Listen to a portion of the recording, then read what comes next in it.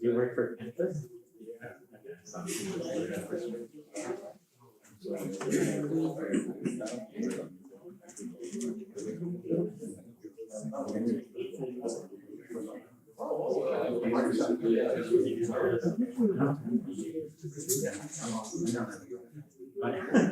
Maybe some, but my older brother is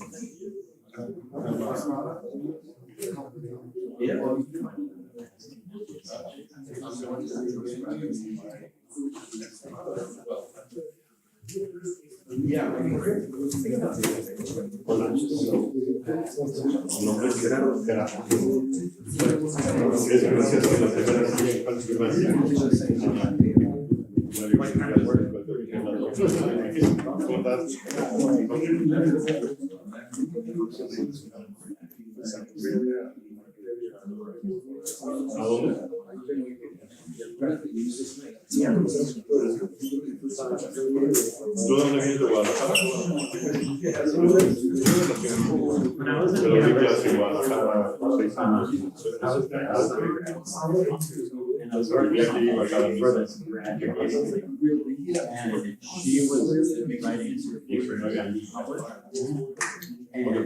and this was like 2003. And she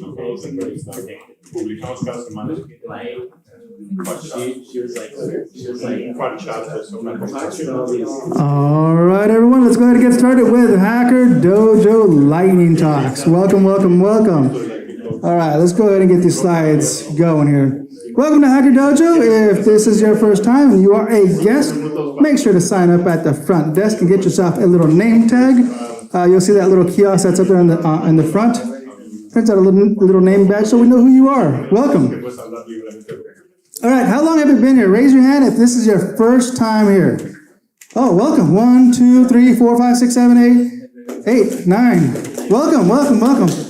Nice. It's like every single week. See, that's the beauty about Hacker Dojo. If you come here every single Friday, you'll see people traveling all around the world, especially if they're in their tech space, software development space. When they travel to Silicon Valley, they know they have to visit Hacker Dojo. This is the place to visit. It's amazing. Welcome, welcome, first-time visitors. All right, if you've been here more than 1 week, raise your hand. All right, 1 month. Okay, yes, okay, good, good, staying strong, good. All right. 1 year? Yeah, okay. 1 year, hey, listen. For the new folks out here, if you want to learn something about Hacker Dojo, raise your hand again, 1 year. Talk to them. They know what Hacker Dojo is about. If you want to learn something, talk to them. They know. 10 years. Okay, you see those guys over there? Yes. Talk to them. Talk to them. They've been here. They know the legends at Hacker Dojo. All right? They are the legends. All right, now you're a hacker. Raise your hand. How many hackers do we have? 1, 2. We only have 2 hackers. 3, 4, 5. Okay, cool. Developer. How many developers do we have in the house? Oh, much better. Okay, that's almost the whole entire house. What about some entrepreneurs? Entrepreneur. Good, good, good. I'm curious. What's your entrepreneurship? What are you doing?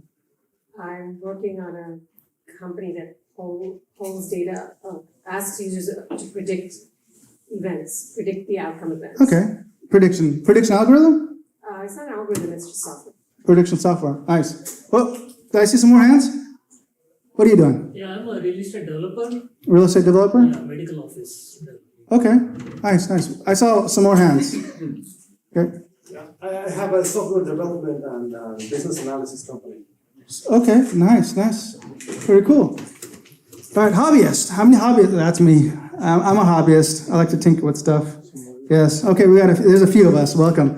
We are the strong. We will survive. All right, Hacker Dojo is a 501c3. That means it's a nonprofit, okay? The Hacker Dojo is a community of engineers, artists, scientists, activists, entrepreneurs, and other creative people centered around a co-working and social facility.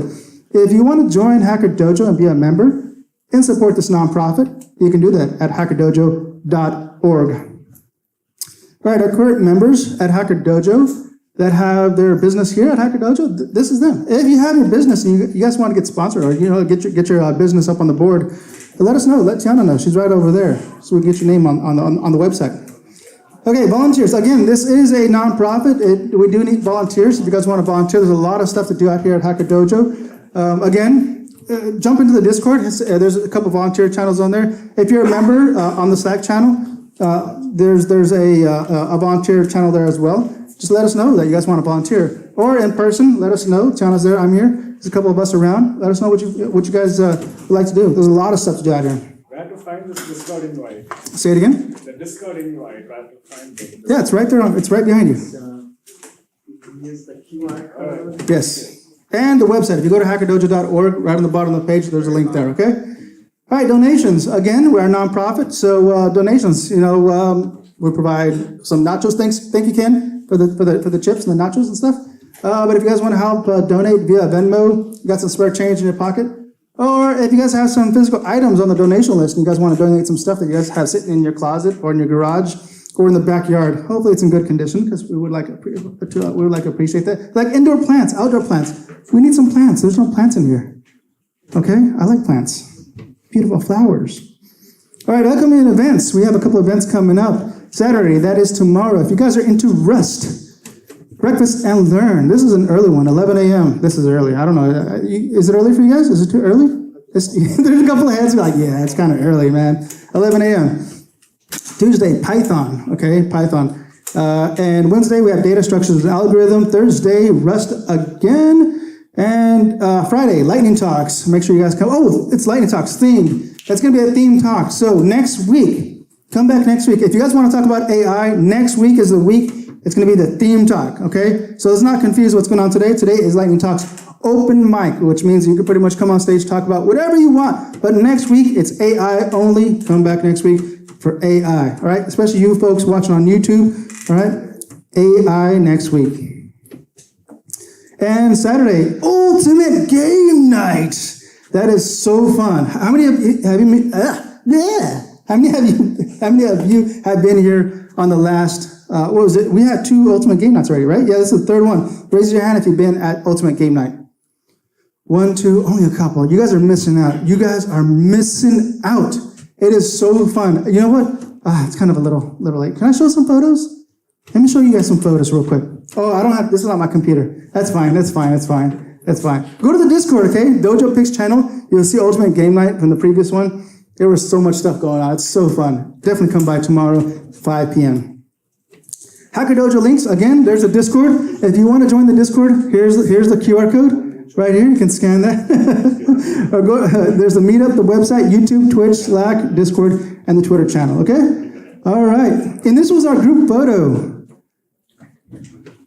from the Hackathon. Okay? Yeah. This is the newest one. It's pretty cool, huh? Okay, this is only, what was it, like half? This is only like half the team, right? Like half. It wasn't everybody. A lot of people left by this point. So there was a lot of people in attendance. This was just a small portion of people that were hanging out afterwards. So it was awesome. Thank you, Kevin. Actually, Kevin, come on up real quick if you don't mind, and just give us a little highlight of what happened with the hackathon and what were the results. Yeah, so on Friday, people came up to the mic and pitched their ideas, and then they formed teams on their own. And then on Sunday, there were 9 projects demoed. And some teams had like 8 people, other teams were just 1 person on a team. And they had less than 48 hours to build the project, but they still managed to come up with some really creative and cool stuff. The theme was make the world a better place. So your project was supposed to do some good for the world. So some of the projects included an app for helping report and track potholes and stuff like that. What else was there? A bunch of other things. Like a website for trading food. If you had like a cherry tree or a lemon tree and you had lots of leftover food. And then there was an app for computer vision recognizing hand signals and like I forget what, I guess American Sign Language. And then there was another one that was really cool, which was it uses AI to help you make phone calls by trying to navigate the automated machines on the phone call. So you would tell it what phone number to dial, and it would start listening to the automated machine and trying to transcribe what it was hearing. And then it would take that text and put it into ChatGPT and ask ChatGPT, how should I respond in order to get to a human? And then it would speak ChatGPT's response over the phone. So this was using the Twilio API, which has a bunch of APIs you can pay for to. What's that? That was our group. We built it. That was his group. Oh, nice, nice. Oh, yeah, cool. So yeah, there was some people here from the Hackathon. So it was a really good time, and there was a bunch of other projects too. All right, thank you. And stay tuned for tomorrow. We're gonna have another hackathon. Thank you, Kevin, for hosting that next week. No, I'm joking. I'm joking. It's a lot of work. It's a lot of work. So seriously, again, I did say we need volunteers. So if you want to host a hackathon, let us know. Okay? There's nothing wrong with that. You guys can do that. All right. At the end, if you guys want to take a group photo at the end, at the end of the night, we'll meet up in the back and take a group photo. And know that I'm going to be walking around taking photos as well. All right, and rule number 1, can I get somebody to read the golden letters? What is rule number 1? Be excellent to each other. All right, with that said, we're going to get started with lightning talks, where our presenters will have 5 minutes to talk about their projects, their topics, their ideas, and it looks like we have 5 presenters today. Our first one is going to be AI car with emotion with, I can't read that. What does that say? The names? Masashi Taiso, and Taiki. All right, come on up.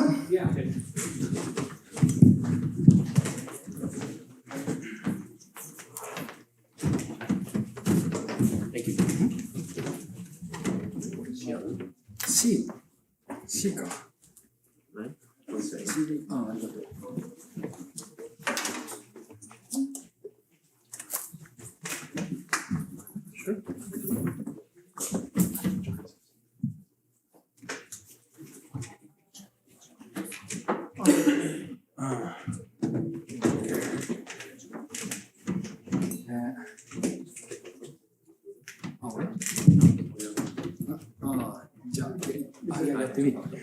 Hello everyone.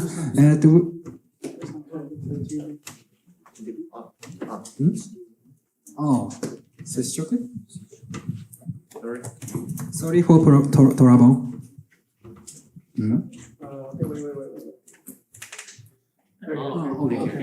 Okay. Sorry. Hello everyone. We are at Japanese university student. Nice to meet you. I can't use English well, but all of the members at Hacker Dojo are very friendly and kind. So thank you everyone. Thank you. Okay. We will start our presentation.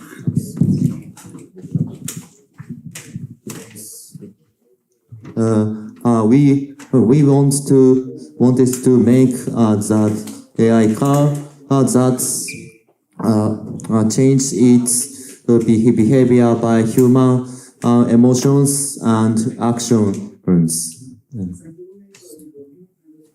So we came up with that depending on user said word.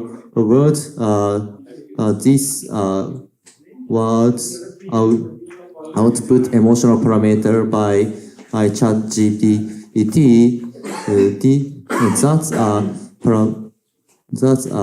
Express AI car express emotions by that emotion parameter.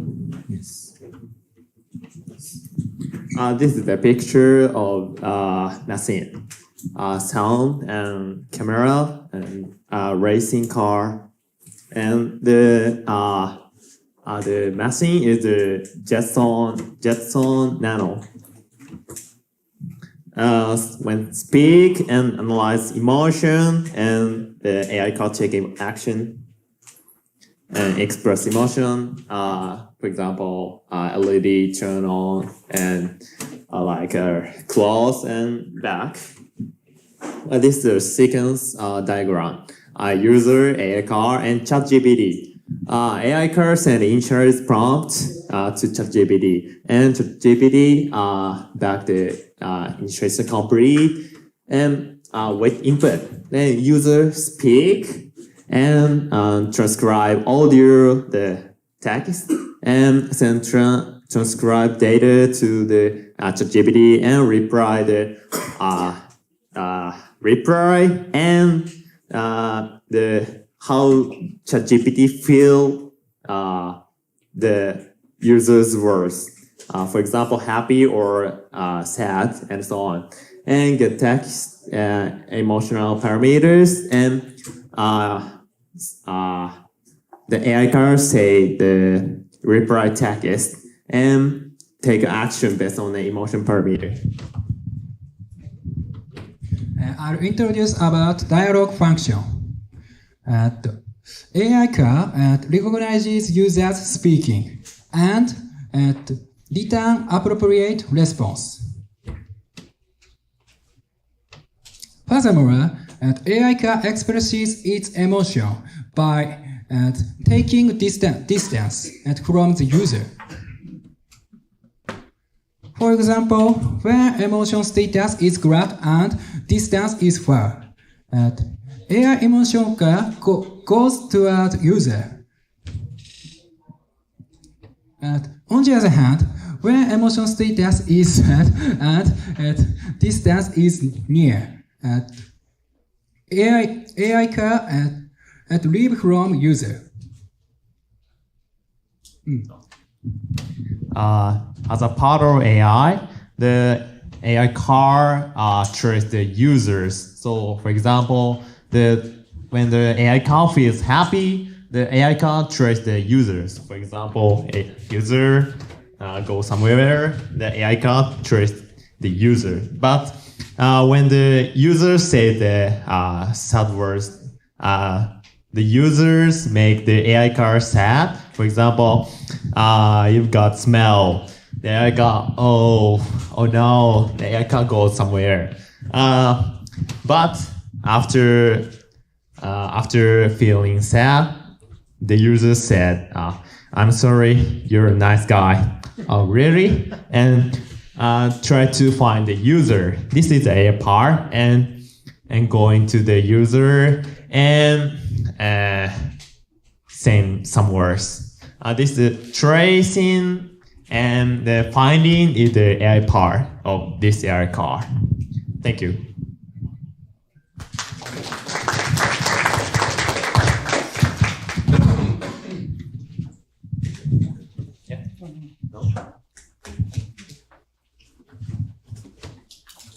Lost my microphone. All right, questions. Right, one question here. So, the ChatGPT, you're using an API, right? Yes. You can do that. Why do you need Jetson? Can you not do that with the Arduino or Raspberry Pi? The AI part is the tracing, but we need to run the models of tracing and finding the user. This model is the Jetson. Yeah. Okay. Oh. It's not a good answer. Yeah, good. Yeah. I'm sorry. And then the ChatGPT API, is it what kind of response is it giving you? Is it giving you the action also? Yeah, good question. Thank you. For example, the user and ChatGPT say hello, and we're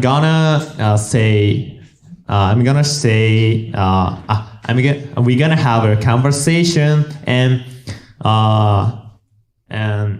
now, at the end of the conversation, you express your feelings, and for example, happy or sad. And we set the emotion parameter as when the 1 is equals happy and -1 equals sad. Is that okay? Yeah. Thank you. All right. Any more questions? Another question back here. Well, I imagine you're going to add other emotions too. What will be the next emotions you will add? Yeah, we're on the prototyping. So next emotion is the angry or we're thinking angry now. Do you recommend another emotion? Yeah. Or how about excited? Excited. We feel excited and happy. Similar. True. Thank you. Yeah. But angry is the different. We think so. Question. Well, you kind of beat me too with the excitement, but I was thinking about the volume output of emotions, right? It has to read a certain level of volume. Yeah. To be able to adjust to whatever emotion that you're trying to really get, the thing to respond to, right? Yeah. First, at the first of development, we said the level, but in development phase, the level setting level is a little difficult. The first, we're on prototyping, so making the product very fast. So or happy or sad, it's easy. But happy, 1, 2, 3. The ChatGPT score 5, but say happy words. But ChatGPT can score higher score. So that is difficult at the prototyping. But if I have a time or at the end of prototype, next I will try to develop that. Thank you. All right. I have a question. I have two questions. Yeah. One is what are some of the use cases? Means what are some of the examples? Where, is it like people on the street trying to communicate with the driver? Yes. With the car? Yes. And car to car, yeah. Give me some way, go ahead, stop here, or let me go first. Yeah. Something like that? Actually, it's a little different. Okay. We think that the car is the way to use, but we think the car is the thing our creature to interact. Okay. So the one person, and for example, we said happy words, a car, I feel good, or happy. Also, let's go there. But when we say bad words to a car, oh my god, or you get out, or some say worse. Right. Yeah, that's it within the interesting. I see. Yeah. Okay, the second question was how does it express the emotion? Means is it some picture showing up or through wireless communication? How does that interaction happen? Have you thought about that? Or you still thinking? At the racing car,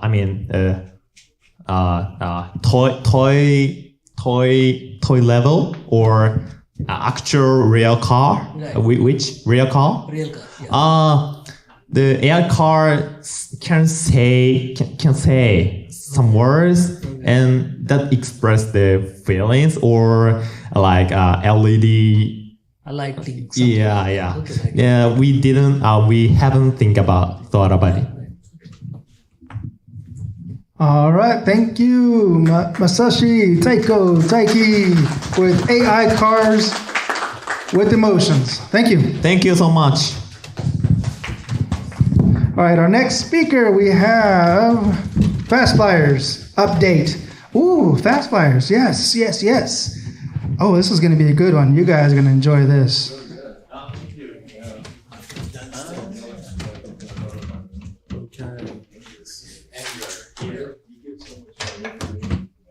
Hello.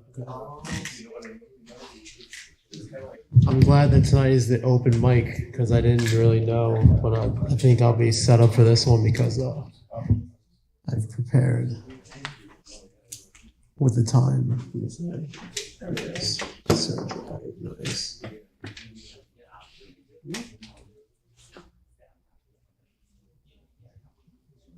I know in the past I've had challenges with timing and getting the message out, so I condensed it to a nice brief 58-second blurb you'll see of what I've pitched before, or like kind of a summary of it, and I'll give you the update of where I am now. I have a web-based version of what I imagine a new community board would look like, and I have a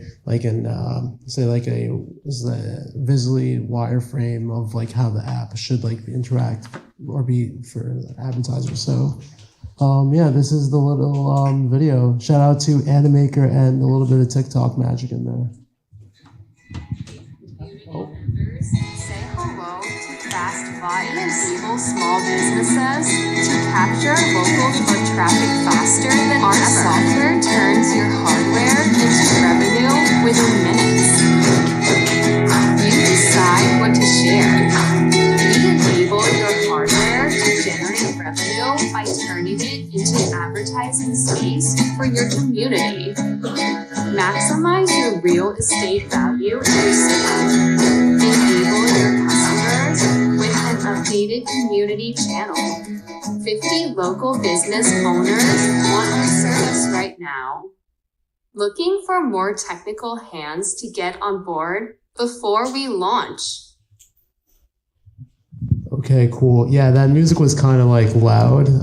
As you can see, my editing skills are subpar, so sorry about that. But we are definitely on the move. I've put together a web-based version of what our there it is. Okay.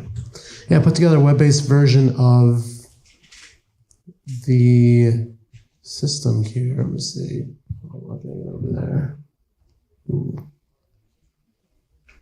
How do I get this? Desktop. Okay, there you go. I'll drag this over.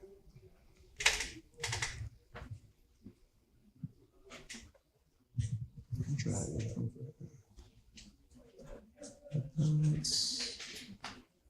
Okay, great. Sorry about that. So this is a web-based version of it. It is definitely not the last design I'm looking for, but it should be as simple as if you're a coffee shop owner, you own a gym, anything local, any small brick and mortar businesses, I want to set up their own channel so that their customers can now spend money with them, or say an extra, say donation could be a price that you leave, and say now you can leave your information. So now a small business like this can leave their information running in a local coffee shop, a nail salon, things like that. And this is kind of like how I imagine it would look, not the final version of it.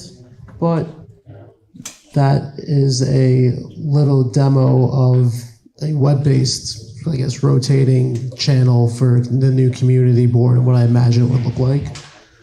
So here, the Wicks. On the phone, it would obviously look a little different when you scan in and then you add your own material. You'd have all the different campaigns that are going in front of you, versus like putting it on the bulletin board and having it sit there and stick there. And here I have a wireframe of like what I guess I imagined the interface would look like, where it's all the ads and you can add your things now. Goes into an application, and we also would want to like add in a generative AI piece that the art and the flyer would go through to generate advertising on demand through all of the new fancy tools. I am definitely, there's some other stuff here, just like this all design and front end facing stuff that I can deal with. But as I said before, I'm looking for more technical hands to put this together. I've been away for a while, so I came back, and that's what I'm happy it's open mic, because I could have been a totally different day. But yeah, here's some other stuff. I also have a pitch deck available as well if anyone's interested to see what it looks like. And yeah, that's pretty much it. I'll open up for any questions, and yeah. All right, questions.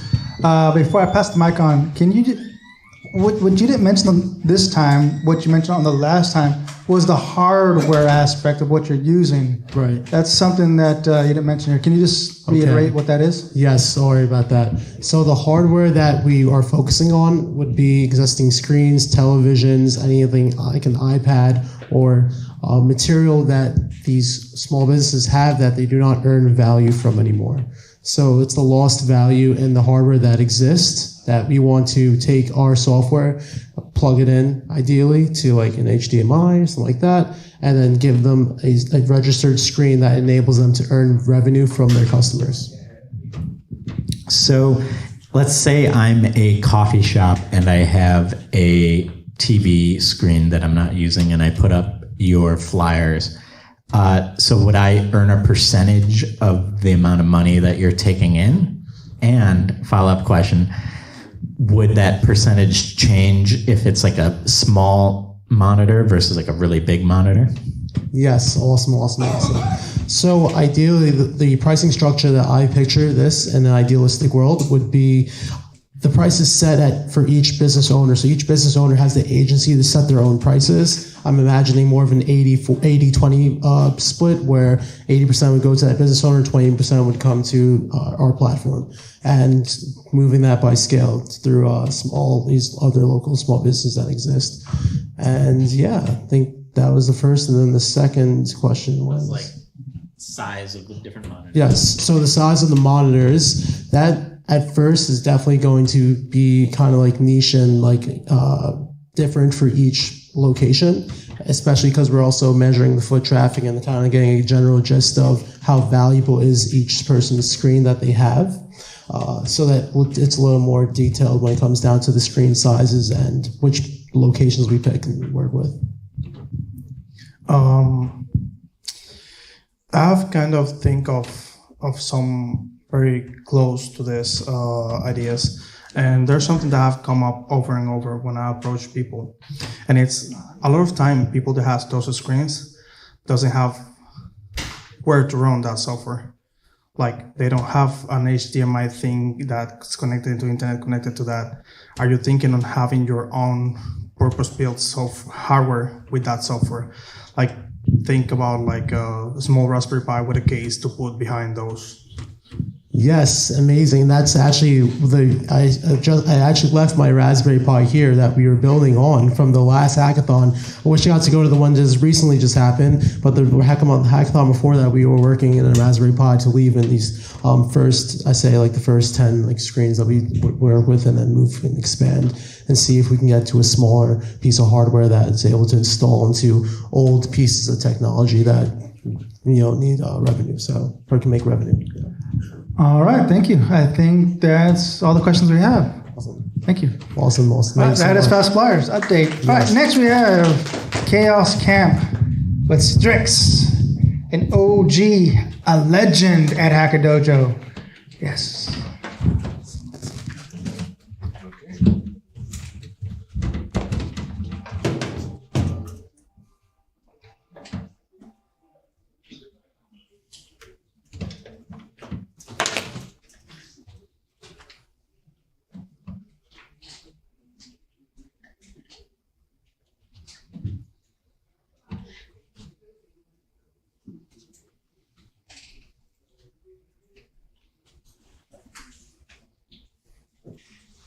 Okay, this is the mic.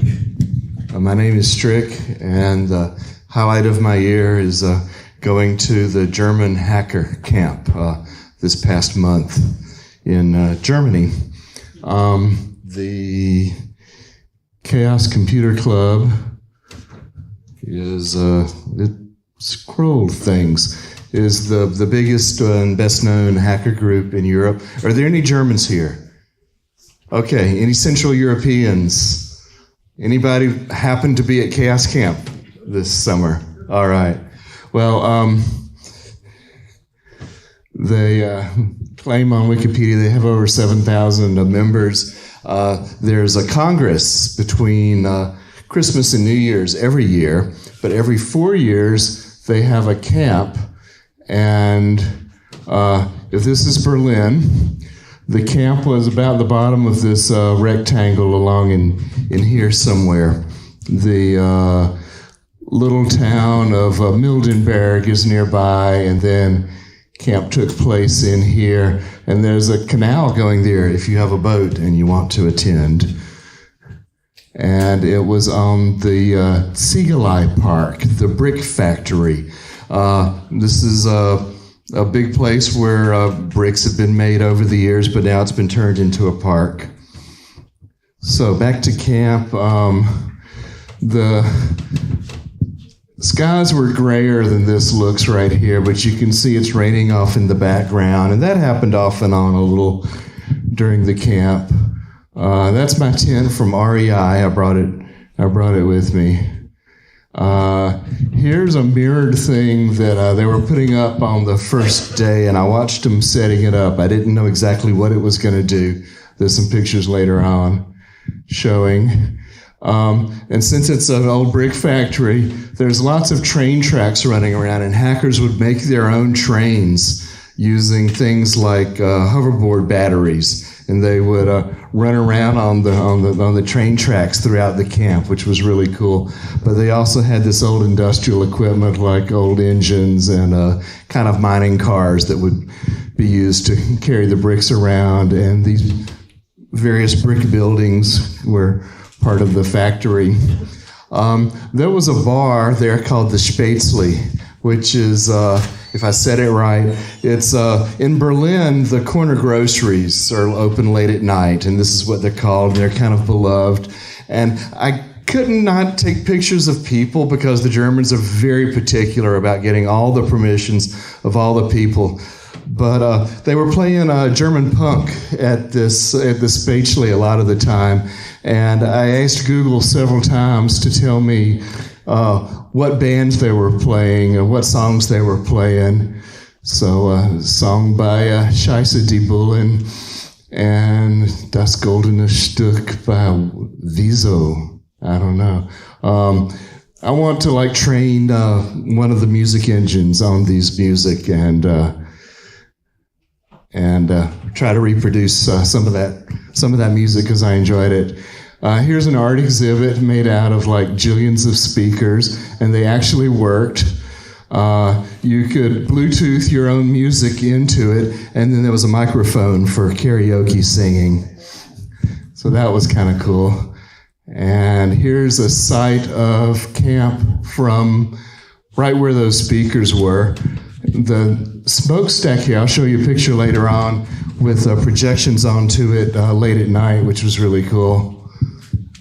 Does anyone know stuff about that protocol? This is inside of one of the factory kind of things. You see the curved brick kind of a space, and they were making glowing pictures. This was the actual traffic of the internet at the camp, charts and counts of how many Wi-Fi clients and things like that were going on. Here's that mirrored thing in action at nighttime. I do not know where the colors are all coming from, but it was crazy. This was really cool. This was in the center of camp, and I just loved the way the little spots were made to move on it. There's a lot of nice equipment. Some of the people at the camp throw parties professionally in clubs and things, and so they have a very nice light displays and things going on. I was lucky to run into Alex from Ireland and Kolya from Berlin.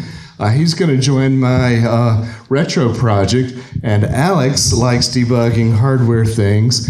And with my Radio Shack Color Computer 2 that I had taken, and here it is doing like a game of life, and the Ethernet card that we're trying to debug, he put it on the scope and found on the 3.3 volt power line this anomaly. Well, all of a sudden it goes up over 4 and then it comes down, and so we got our foot in the door at what's going on. In case of fire, get commit, get pushed, leave building. This is my Abendbrot one night with peanut butter and jelly. Here's examples of road crossings where the train tracks are, the small gauge train tracks going on. The spaceship is called the Heart of Gold, and it's kind of the icon of the camp. It looks like I've hit 5 minutes. Is that right? All right. Weird lights in the trees at night. Deutsche Bahn, Abfahrt signs told you what was going on in the camp. The hams were there and had an 80-meter transmitter hunt, and there's one of their big antennas and stuff like that at night. So that's a projection on that scope, and the projection makes it look like it's spinning when it's not on that smokestack. Okay. All right. I see you had a lot of fun there, Strix. You sure that wasn't Burning Man? It gets compared to Burning Man, but the culture is hacker culture, and it's actually different. All right. Questions. Can I get a question over here while I go run and grab batteries? Here. What was the main food staple? What was the main food staple? Yeah. Probably espresso. But the Spätle was cool and had lots of beers and things. And then there were stands that sold vegan food and pizzas and stuff. So yeah, we had plenty of food. All right, thank you, Strix. All right, our next speaker, we have Balaji talking about the Moonshot Rover.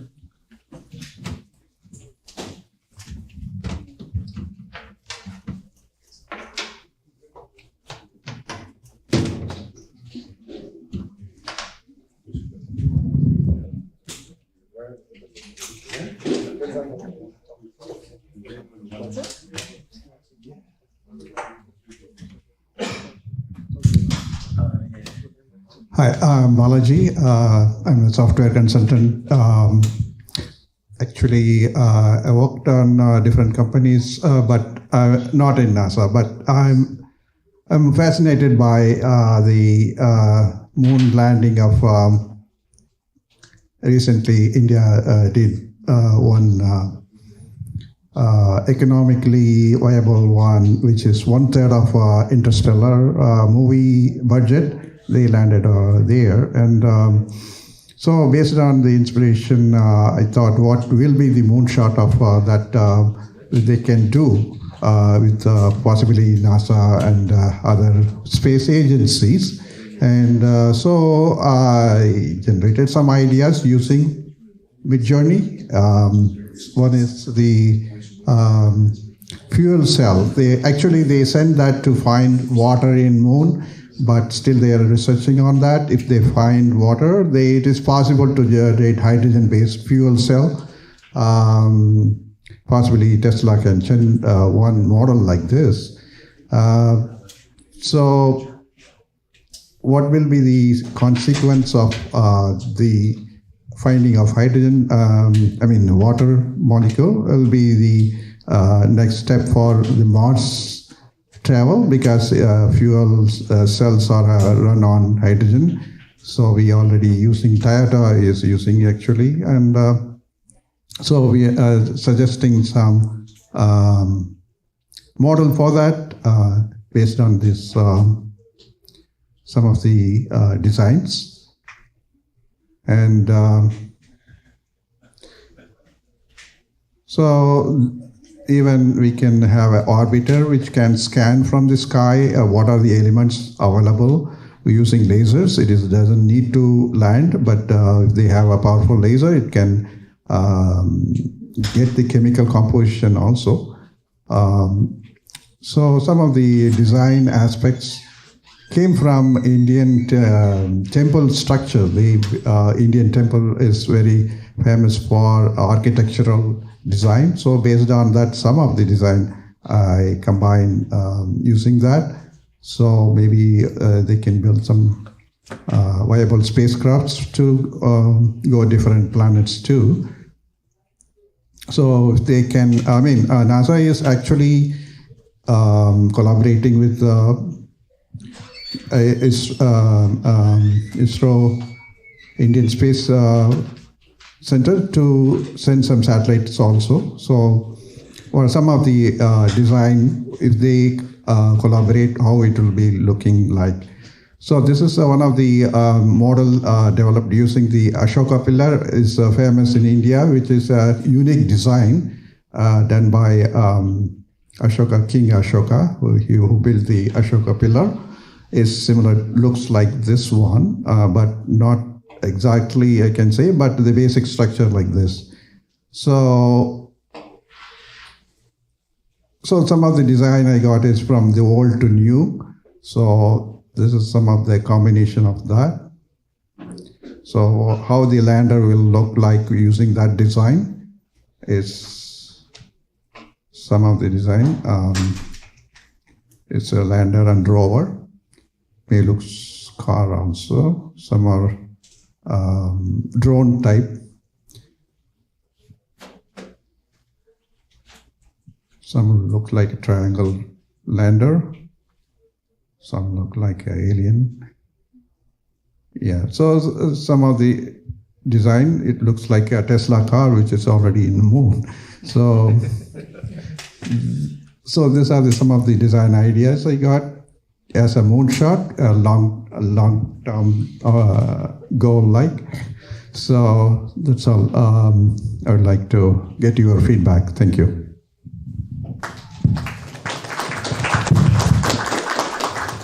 All right, any questions for Balaji and Moonshot? Oh, question. Here you go. Yes. Yeah.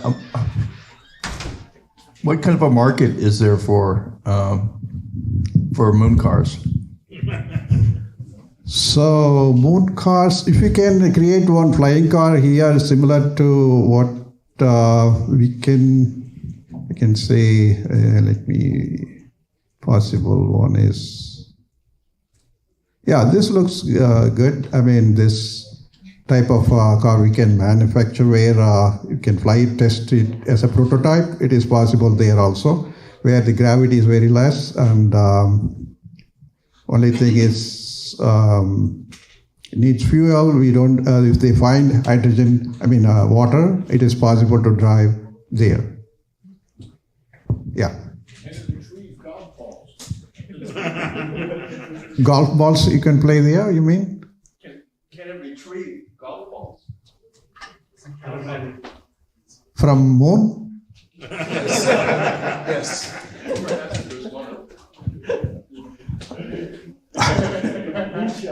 Moonshot, yeah, you can play moonshot from. I didn't get the question exactly. So I would buy that one. I'll drive that. Actually, to follow up on that question, isn't that more of a design from the Jaguar's Land Rover from Tata? Tata? No, I'm not aware of.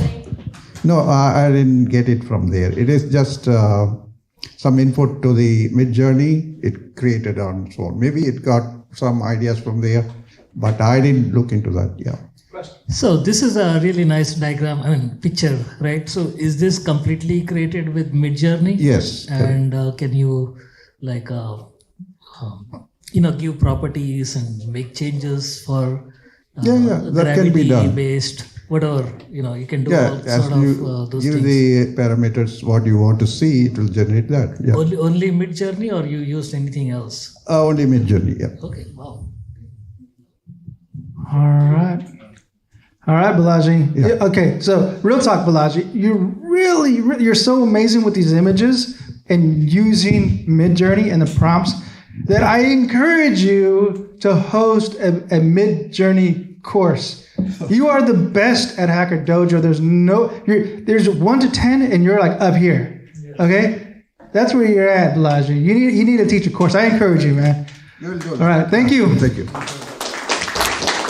All right, our last speaker of the day is Shilpa with Predictive Rama.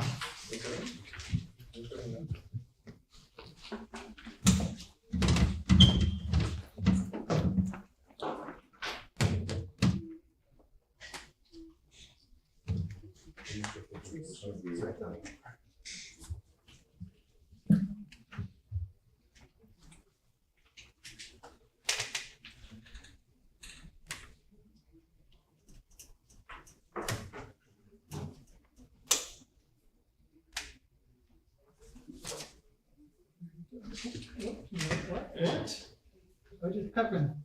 How? How? Memory on the cable. What did you do, Balaji? It's a cache on the cable.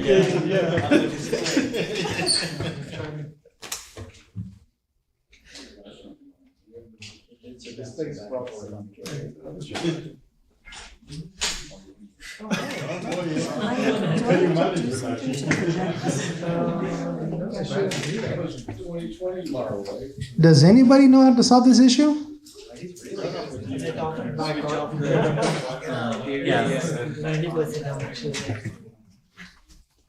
Yeah, you can turn the TV off.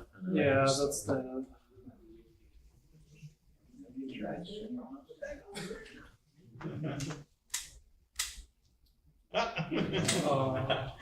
Persistent memory. That's a new technology developed in the Hacker Dojo. That's scary. That's it. We're making Balaji the last speaker from now on.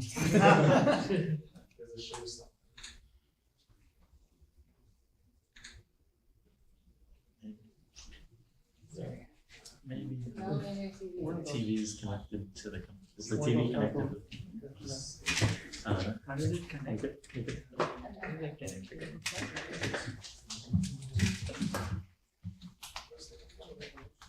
Yeah, unplug it. Is the power? Is the power? Okay. Should I unplug the power? Yeah.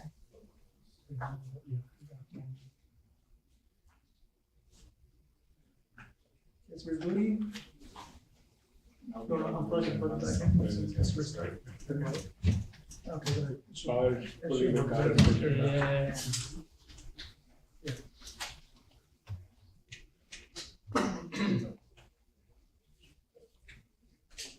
Yeah.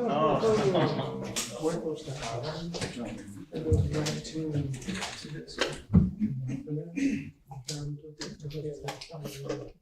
Yeah, so just the power. This goes to my computer, project to the computer. It's power as well.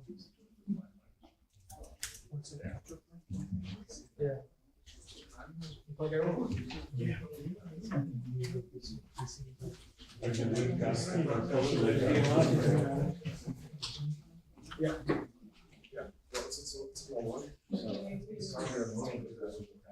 Okay, everything's on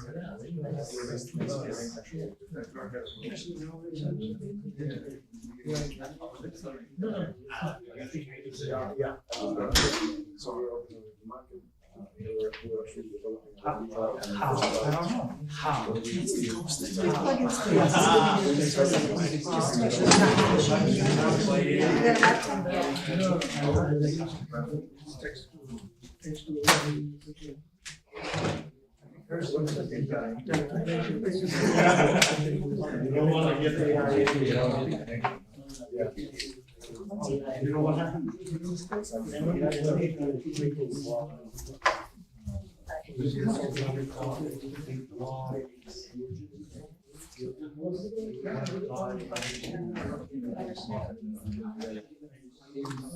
Well, how am I going to share them? Well, let's just see first of all the submission. So you think it's my issue?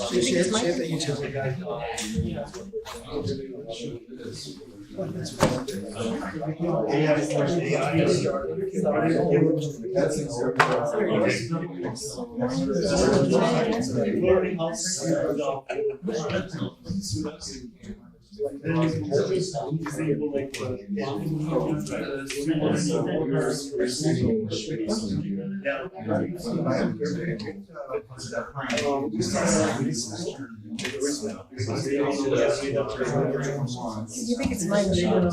So there's a lot of things on the machine I wanted to share.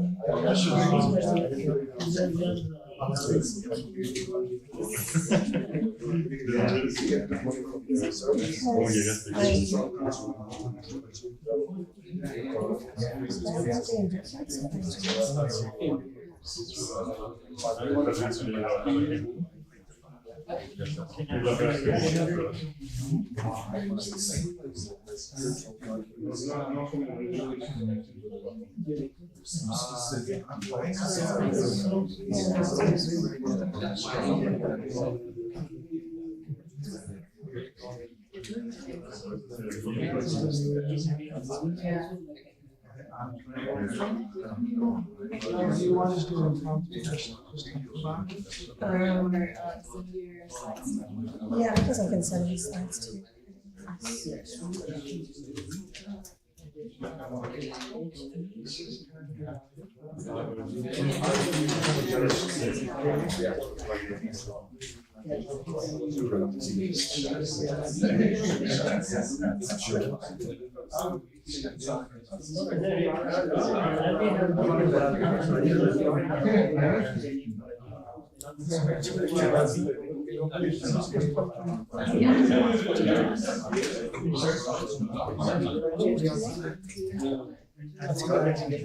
That's right.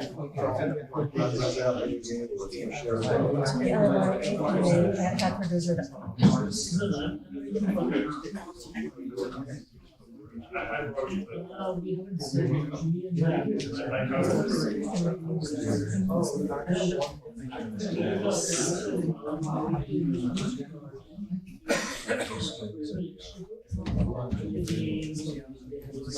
Svet.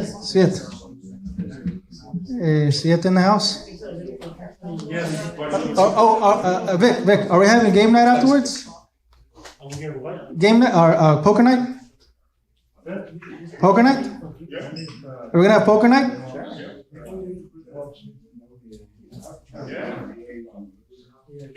Yes, poker night? Poker night? Yes? No, but I can talk a little bit about Stanford conference. I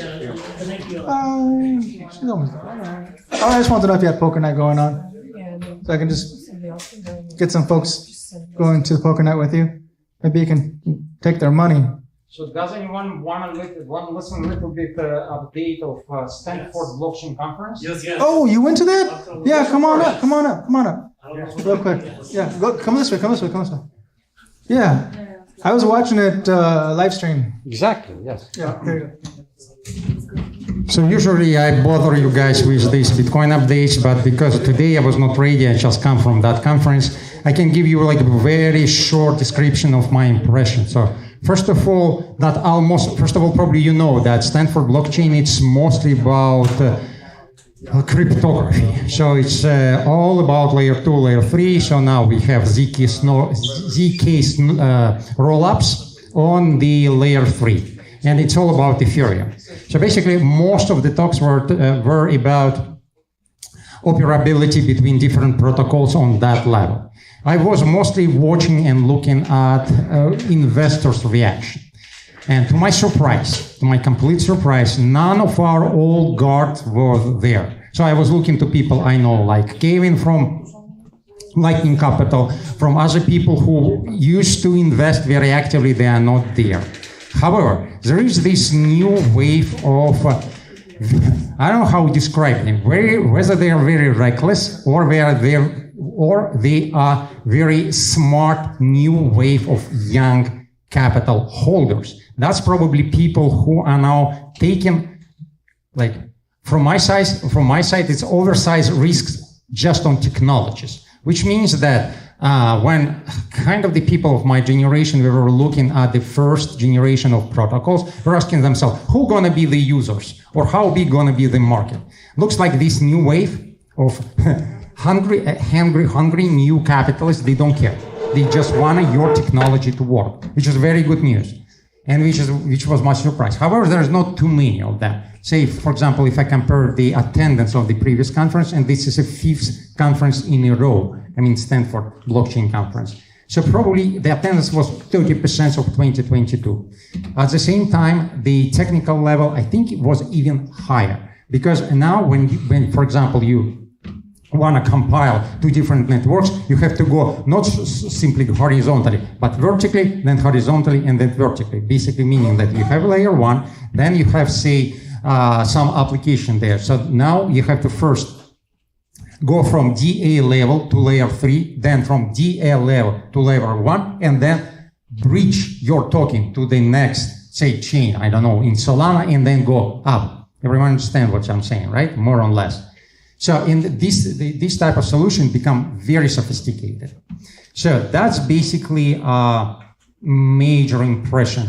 Today I also went to conference where 5 VCs were present, and what they were telling every one of us, that there is basically three major points in their theses. All VC have their theses. So first is DA, like data authentication. Second is identity security, and third is general security. Identity verification, and the third is security of the network. Because security is absolutely understandable, right? What they expect that if they're going to be the next bull run, they're going to be more fraud there. So now investors invest in applications which assure that there are going to be less of that fraud. Second, identity, that's a complete mess because we have this like a wave of Web3 applications. So the question is how they identify you, whether they take your bank account and then put your face on top of their, like in their database, that kind of. So what about your preserving your data? It's a personal information. It cannot be go on chain. So what they're using now? They're using solution, for example, if you are identified as a user of Google, then they're making sure that the same user was identified as you is identified accordingly to other layers. So, like, roughly saying that's a solution. And then, of course, almost all of this meetup today was about data authorization or DA, right? So here probably lies majority of the VC investments I've seen, for example, today. Because now the idea, let's get rid of the bridging. Bridging is a pain. I don't know how many of you use, by the way, show of hands, how many of you ever done any bridging? Okay. Well, yeah, at least one person understands what I'm talking about. Second person. Okay, so I probably need to explain. So basically you have Solana, you have Ethereum. You cannot go directly from Solana to Ethereum. So you need first to stake some Solana in some custody, then issue the coin, which is convertible to the EVM, and then transfer a coin from one network to another. So it's basically you go to the Finland, you receive Finnish, well, not now. You go to Europe, you receive Euro, right? You have to exchange United States to Euro. Same type of logic. So, sorry, go on. I'm thinking of Chainlink. Is that kind of like how you're explaining like the breaching? Was that like the solution? As you were talking about breaching, I was thinking like Chainlink was like, I believe their main goal was to make it easier for people to kind of move from one currency to another. Is that kind of like? You asking about bridging, or you asking about bridging in Chainlink? Like breaching in general, but like is that kind of what Chainlink's like goal was to do? No, Chainlink is an oracle. Oracle, basically, they take the information, say, information about the weather today from Web 2, and then they compile this data, keep it on-chain, and everyone can use it. So it's an Oracle type of protocol. Bridging, a little bit different. Yes. All right, and my next question is like, I was wondering if there's any chat about NFTs and any use cases for them still, or has it kind of been like completely... Excellent question. It's a very good question. So I got a friend of mine, his name is GG. He's very big in investing in securitization of NFTs. And we all actually thought maybe a year ago that's going to be the next way. What happened? You probably know. Gary Gensler. So Gary Gensler happened to us. It was, there is no legal framework because NFT as investment protocol, investment tool, has a future in two major industries. First is like a ticketing, right? Ticketing, say for example, you are a big fan, or collectibles, other way to say, right? You're a big fan of Nike, and then you start to purchase something like a Nike logo, and here's an NFT. We got that wave, but it's died down. You know, OpenSea is now like almost 100% down in the volume. There is another way, which we all expected to kind of arise. That's a securitization. You have NFT bond, you have NFT real estate, legal, basically allowing you to sell NFT on chain. Sorry, real estate on chain. Didn't happen. We think it might be 2 years ahead of us because outside of the United States, it started to develop faster. Especially, I talked to one of the investors from Korea. There,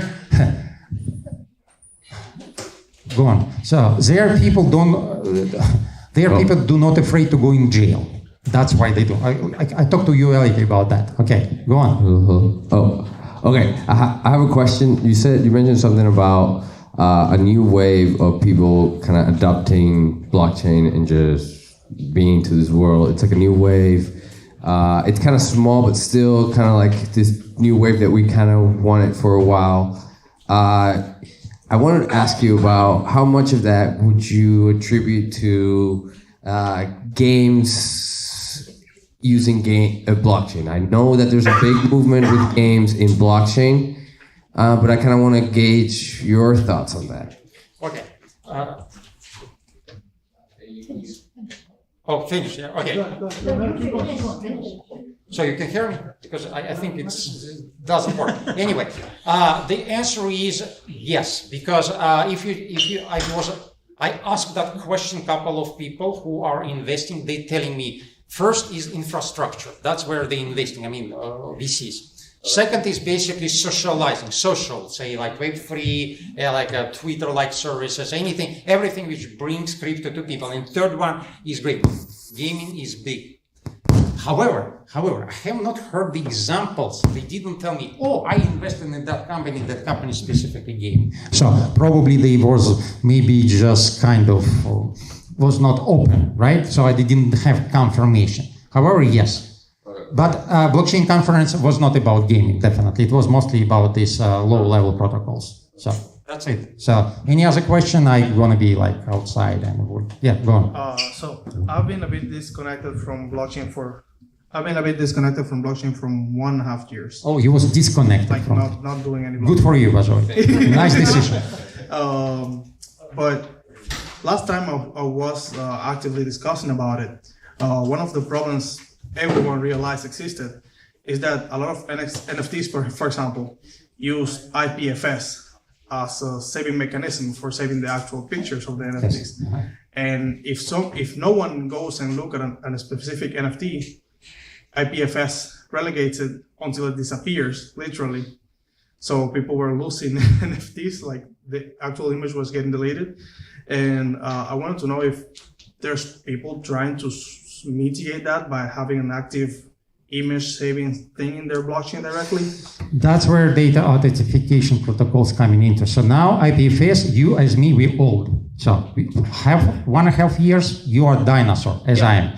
So now they're saying we don't need, after the ZK rollups happened on Ethereum network, it's all go to modelization. So now basically all the Stanford is about modelization. So you got, for example, consensus layer, different now. Transaction layer, different now. So it's not like we used to have, here's the block, right? Then here's the miners. There's no miners already in Ethereum, right? Here's the transaction. No. Now we got these snarks. Here's the protocol. You do only transaction. Here's the miner, only consensus, and everything bundled and boom back to the blockchain. So now we have like dozens of different applications doing what used to be done only in the first layer.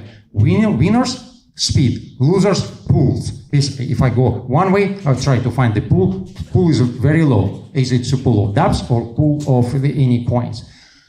IPFS, probably the biggest loser, because now the ideology is let's build the data, big data on layer 3. IPFS is layer 1. I'm not saying it's disappearing, but I've never heard anybody talking about that now. So basically it's new people, new protocols, new VCs. Us, like, who are you, right? All right, thank you, Sid. Thank you. Thank you for filling in. All right, now let's go back to Shilpa with Predictorama. Okay, thank you, everybody. Sorry about the issues with the projection there. So thank you. Thank you, Tiana and Blockchain John. So what is Predictorama? It's a data as a service software company that is about predicting the course of events, geopolitical events or financial events. This is, it's meant to collect impactful data that's missing from financial models, research papers, journalist reports, and many, many other types of research. This is the areas in which the product plans to focus first: business, economics, finance, and politics. You'll notice that there are things missing from here. For example, sports, entertainment. Those things can come in the future, maybe down the line, but this is where the product intends to focus first. So this is a very busy slide, but I'm just trying to give you an idea of who are the types of people or companies or organizations or institutions that would even find this kind of data valuable. Why bother going after this data? Why bother collecting it and attempting to sell it? Again, all of these institutions or entities are interested in looking at forward-looking research. It's not what happened yesterday. It's attempting to predict, using the wisdom of crowds, what's going to happen tomorrow. Political campaigns, economists are always trying to, are we going into a recession? Is the stock market going to crash? What's going to happen in China? So on and so forth. So Predictorama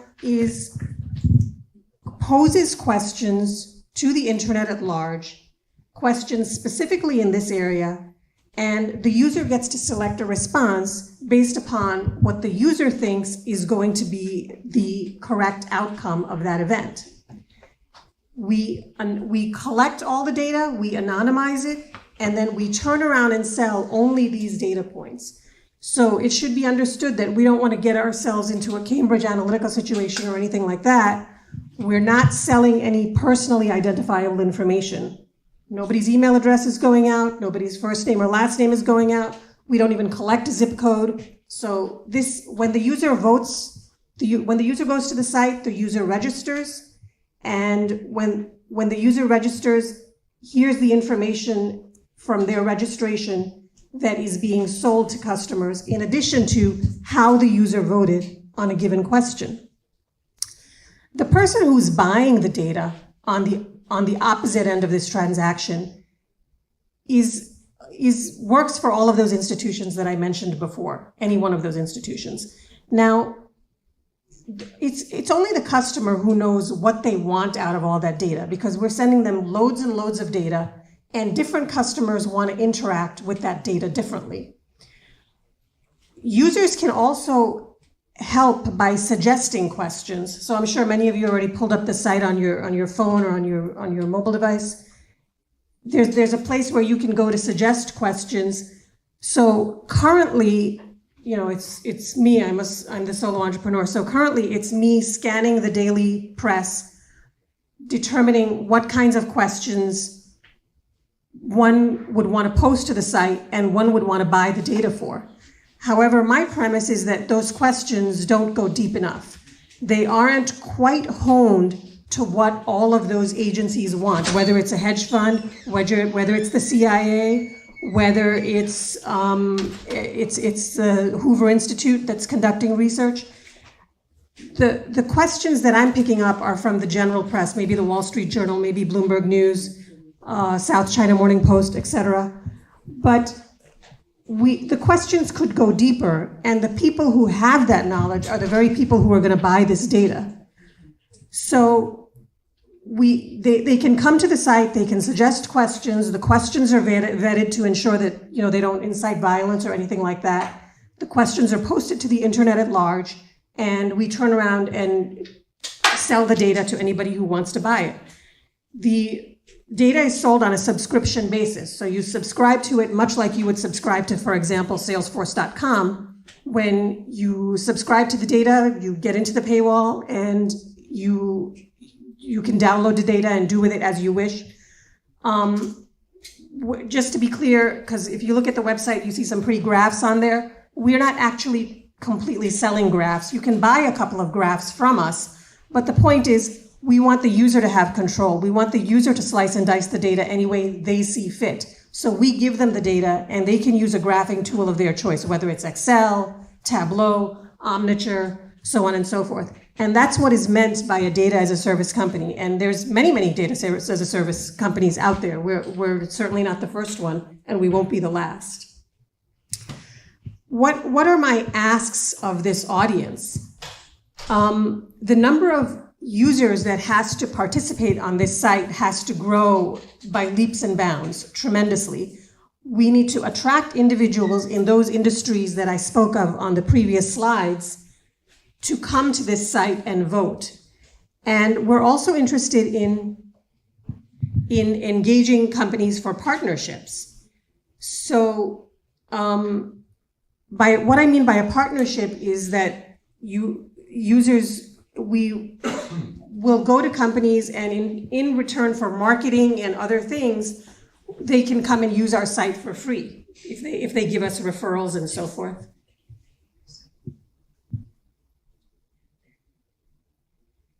And I just want to, this is what the data looks like. I know it's going to be difficult to see. So this is what the site looks like real quick because I don't have too much time.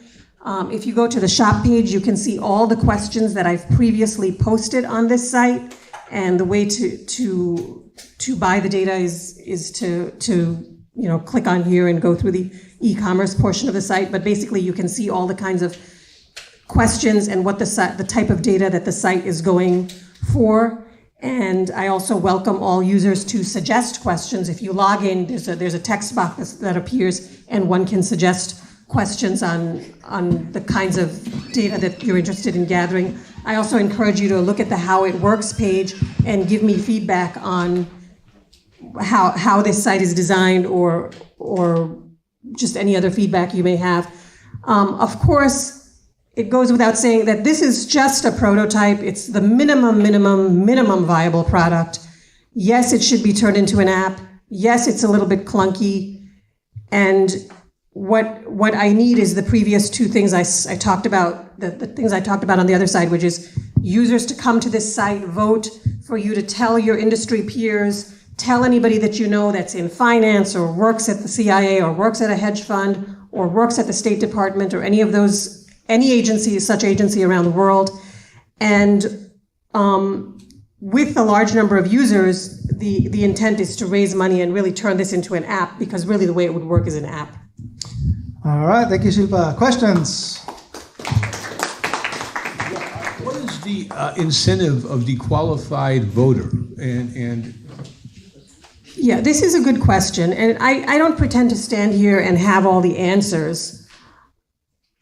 My premise is, so for example, if you were to take a customer that's a hedge fund managers, you'll see them come on CNBC or on Bloomberg TV and talk about what they think is going to happen in a given sector or what's going to happen on a given stock like Tesla. But me, as the end user, I'm only getting information about what that one hedge fund manager that Bloomberg TV has invited on thinks. I'm sure there's many hedge fund managers watching him, and they want to know what everybody else is thinking. So my premise is that it's in everybody's best interest to vote on these types of questions and even suggest questions in the first place, because now all the hedge fund managers and investment bankers and anybody who's interested in Tesla stock has the insight of the crowd, has the wisdom of the crowd to understand what is going to happen, what the prediction is for the given question.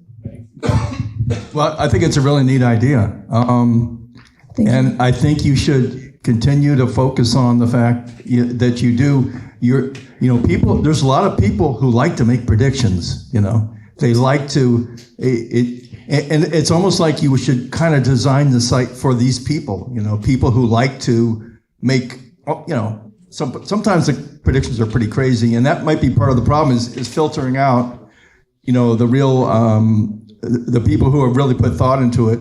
And it kind of keep in mind that's going to involve some editing cost. I don't know if I imagine you've already encountered that, right? Or how do you mean editing costs? Well, there's people in there, asking really dumb questions or whatever, or purposely putting in dumb stuff, Oh, absolutely. So the suggest a question doesn't automatically get the question posted on the site. There is a vetting process that. But I think it's neat that you're focusing on predictions because like Quora has certain types of questions covered, But I think you might have found something that no one's actually gone into yet, and I think it's great that I would say design it for these people who like to make predictions. That's my best advice. Thank you. Okay, so you said before, right now you don't have very clear the incentives to voting that you have, but every system has like inherent incentives to people, reasons why people would like to do something. As I see it right now, you will get a lot of technical people in here because of the environment where you live, and the people that will hear about this first. And that means this automatically makes the answers biased towards that kind of people. Yes. And wisdom of the crowds depends heavily on the crowd being diverse. Have you tried to measure that bias, or have you tried to think on what would you do to engage in other cultures so this more diverse answers? Yes, absolutely. So it's very early stages now, and as you can see from some of the graphs that are posted, there's not enough users to even say that there's a bias. However, the people that I'm attempting to go after, and I'm a little bit concerned about that, but the people that I'm trying to go after are the people who are in the areas of business, economics, finance, and politics. So those are the people that are likely to have answers to these kinds of questions. And anybody and everybody is invited to vote. I have no qualms about that. But I believe that the questions are geared to the content is something that those kind of people read and techie people may or may not read. Yeah. And so I think that bias thing kind of works itself out because of that. But do keep in mind, I'm in very, very early stages. There is no bias right now because there's not enough people. So. Question. Yeah. Do you weight your information? For example, when Jerome Powell speaks, that can sway the market even during the day when he's giving his speech at the Fed meeting or something. I mean, you could see do you give something like that a lot more weight than something else? You have some weighting system for this? Yeah, so like I said, very early stages right now. That could absolutely come in the future, weighting it towards or against someone. The other thing that I'm planning on doing is the data is going to be behind a paywall, so I'm not planning to allow a ChatGPT or a Bard to mine the data. I plan to put the data through AI nodes that I will set up again behind a paywall. All of this data will be fed to said AI nodes. And again, it's a paid for service that the customer can come to that AI and ask questions based upon the data, the data that's been collected. All right, last question of the night. So I'll be around if anyone wants to talk to me. Yeah, I think it's a pretty cool tool to use. Thank you. For people that are looking to get certain questions answered. My question is, because I'm on the main page here, it says, next country to successfully land on the moon in time will be, you have a couple options. If I pick the silliest option, or what in the sense, so how would that look? Like in a way where it's like, oh, like, you know, you have people like maybe like not providing the best quality data, or I mean, how would you like vet like the quality answers versus the ones that are just kind of like maybe there to not use the tool for the right way? I don't know like. So a couple of things. The questions and the potential responses are all vetted. And I know it just looks really easy. These questions look like, oh, they just appeared. Behind each question, I had to do maybe an hour's worth of research, maybe sometimes a half an hour, but it took a lot of time to even get to the question, to get the question right, because the question is very specific. It's not ambiguous, it's not unclear, and it takes time to get to that question. So I don't think the user can really pick a silly response because the responses have been vetted. I mean, I'm not going to ask you, you know, and no offense to anybody who may be from Mali, is Mali about to get to the moon? I'm not going to put that Mali as a response in there. Now, the idea of people attempting to be disruptive, they exist everywhere. They're on Twitter, they're everywhere. You can't get rid of them. They're on Reddit. My premise is, it's some effort to come to the site and actually bother to vote. I think those people will weed themselves out. All right, Shilpa, thank you. Do me a favor, just spell out your website. This is a really nice website. The website, oh, okay, Predictorama, Predictorama. Thank you. All right, Predictorama, thank you.